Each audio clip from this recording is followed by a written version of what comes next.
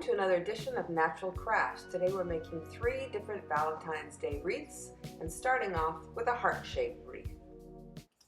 So all you do to make a circle is you're basically tying a knot, and you wrap a little bit of the grapevine around itself just to get it in place. And you can see here I've done the same thing, just wrap this around. And then start with a new branch. Make sure that your vine is through. It's almost like it's sitting on it like this. So make sure it's through, and then hold on to it and just kind of wrap it gently and stick the end through. So you're making a circle and you're just weaving it through like this. We're not making the wreath super tight because, as I said, we're going to have to bend it. So we're just creating this circled wreath. Now, for this heart-shaped wreath, you can make it as thick or as thin as you like. I'm just going to do a quick demo, but you also just need a piece of wire and something to twist that wire tightly. So here you go. Just be careful you don't hit yourself in the face when you're pulling them through. And again, it's just like wrapping and wrapping and wrapping. And even once you start wrapping, you're wrapping around some of the pieces that were sticking out. So there you go. So this is just a sample size. So to make the heart, it's really simple. And don't worry, it's going to start cracking and breaking, but it doesn't even matter anyway. So all we're wanting to do is at some point on your circle, start bending it in and then bring these pieces together. So it's going to look like this. So all you're doing is you're bringing your thing together and take the wire that I talked about and use that and twist it off. The reason that I use tools like this to help me twist is to make sure it's extra tight. So just twist that wire over and over again. And we're going to tuck it in so that you can't really see it. That's the beginning part of it. And then because we want it to really look like a heart shape, we want to bend the bottom as well. And as I said, don't worry if little pieces start coming out. You can just stick them back in. There's your wreath for Valentine's Day. We're going to be using the Sumac Flowers, which you can find all across Eastern Canada and Eastern US, all the way down to the top of Florida. So we're going to be using these lovely Sumac flowers. Now you've probably seen these on the side of the road. They grow in areas where it's very dry soil, and they're really kind of everywhere when you start looking. And in the fall and the winter, all the leaves have come off of the sumac trees and bushes, and you have these beautiful sumac flowers left over. Now they're all going to drop by the time spring comes. So if you get up there in the fall and the winter, take your handy clippers with you, and then you'll be able to clip some of them off and use them for your natural wreath. I've kind of already set out my flowers around a wreath. I haven't assembled anything yet. I just wanted to make sure that I had enough flowers to use for my wreath. And underneath the flowers, you can see I have a grapevine wreath. Now I have another video that shows you how to find grapevines in nature and how to make your own wreaths. But for this particular wreath, we only need a very thin band of grapevine. So that's what we use as the base. We're going to be using a glue gun. We're going to be using a set of clippers because we want to take off the majority of this. Now, even if you're out in nature and you forgot your clippers, these actually snap right off. So you can snap them if you're out and you find a whole bunch. But make sure you have a little bit left so that you can attach it to the wreath itself. And I'm going to move these off so that they just stay pretty much in the same area where I'm going to reattach them. And clip the base of the actual flower enough so that it will just sit nicely on the wreath itself. I like to trim the ends, that's why I do use the scissors. And then I'm going to want them all laying in the same direction, so that's why I've kind of pre-laid it out. And then I'm gonna find just a spot, doesn't matter where, just a spot on the wreath. And then I'm going to use the glue gun to just attach it right there. So it's as simple as that. Just apply a little bit of glue. Sometimes it gets a little messy, anyone that's worked with glue guns. And then you just hold it down. Now, when you're attaching it, make sure that it's out far enough so that you can add another one after, that it's not laying straight on top of your wreath. And then you just hold it there with your finger for 10 seconds and it should attach. Now, if you've just gone and picked them, they might be a little moist, especially if it's after snowfall or rain. So let them dry out a little bit somewhere and then start attaching them to your wreath. So once we've attached them, you can see it just kind of stays on there. I just kind of find a place where it's going to fit and I see where the actual branch is going to fit onto the wreath. And then I kind of keep that in mind. Clip where I need to clip.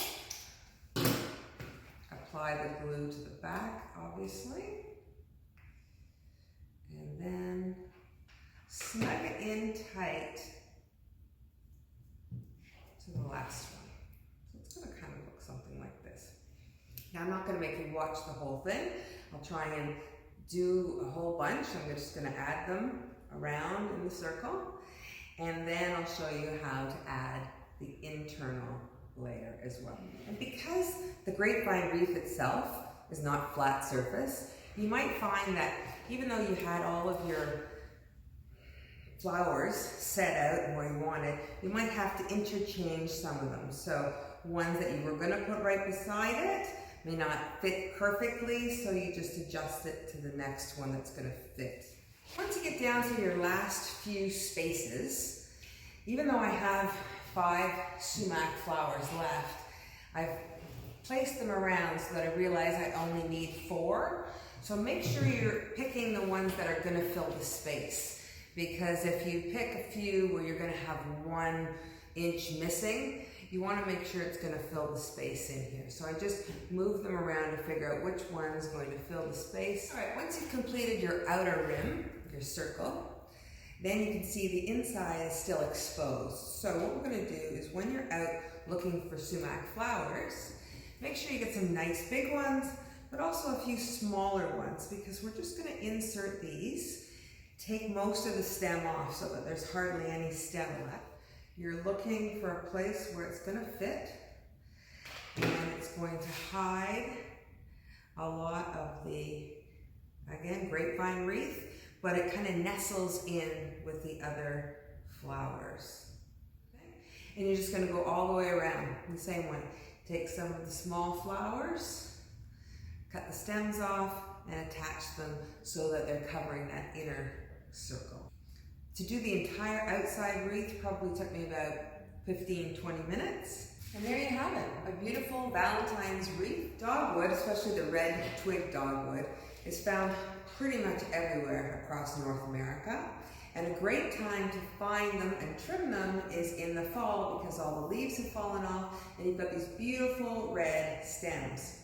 So because we're coming up on Valentine's, I figured we'll do a nice rustic wreath with some of these lovely red twigs. And it's so easy, you don't need anything, you don't need a glue gun. So I go out and clip the branches, and you can see I have 2 stacks here. One is a little bit flatter, and I'm going to use that as my base going around, and ones that kind of stand out and have more branches, so I'm going to use that more as the top layer. And you can put in as many or as few, whatever you like in terms of the aesthetic, but all you're simply doing is taking a branch and you're just going to stick it in to this grapevine wreath. Just find a spot, sometimes you have to tug a little, and just start with one. Then take another one, do the same thing, just a couple inches apart, and you're going to stick it in. You're going to find a space where it's going to tuck in tight to this wreath. And if you've watched my video on making grapevine wreaths, using the loose wreaths for this is the easiest. So keep going, you're just going to keep adding them in. Don't worry about how it looks quite yet. What I find is with most crafts, and most things, it doesn't look great until you're close to the end. So keep sticking them in all the way around until you've kind of formed a circle with them. And just keep rotating your wreath, stick in more branches. So now you're going to put in the ones that kind of stick up. So the reason I chose the flat ones for the base is because if it's going to go against your door, or if you're going to put it up on a wall above your bed, they look really nice there as well, then you don't have anything scratching or scraping on the wall. So now start adding the ones that are a little bit more robust. And you can add as many or as few, as I said, in terms of your own aesthetic. Do you want it really thick and bushy, or do you want it kind of sparse? And you can see as it's starting to fill in as I start adding them. Some might fall out just because you're pushing new ones in. So that's okay, just reattach them, get them in there. And it's such a simple craft. You can get the kids to do it too, because there's no right and wrong way to do it. It's just sticking it in and then finding the look that you like. And in about 15-20 minutes, you have this gorgeous rustic wreath, great for Valentine's Day. So don't forget, subscribe to our channel and see how many other things you can make with natural crafts. Okay, now head out into the forest or a trail, or I'm in a park, and kind of walk along the edges, and you'll see clumps of grapevines. Actually, ask the kids to come with you or the grandkids, and you can tell them you're going on a scavenger hunt. And you'll see them just kind of hanging in the trees. They're kind of bending and weaving, and they're really choking out a lot of trees and bushes. So this is ideal. If you can find something like this, you'll be amazed once you start walking. You'll see them everywhere. And then you're just going to clip, make sure it's a live branch, which means it's not just hanging, it's actually attached to the ground. And use your clippers, clip it off and pull it out of the tree. You'll need a little bit of tugging and pulling, but they usually come out pretty good. The best time to go, as you can see, is in the fall or the spring, before the actual leaves are on the tree or once they're off the tree. And then you'll be able to see these mounds of grapevines. And once you found a nice branch, give it a clip. I usually like to cut branches that are about 1/2 inch in diameter. And then, as I said before, you're going to give it a good strong tug. And sometimes it'll need a little extra cutting to cut away some of the branches that might be really stuck. So clip off a couple of side branches, pull her down, and it's just that easy. Once you've pulled the branches down, you can do a little trimming.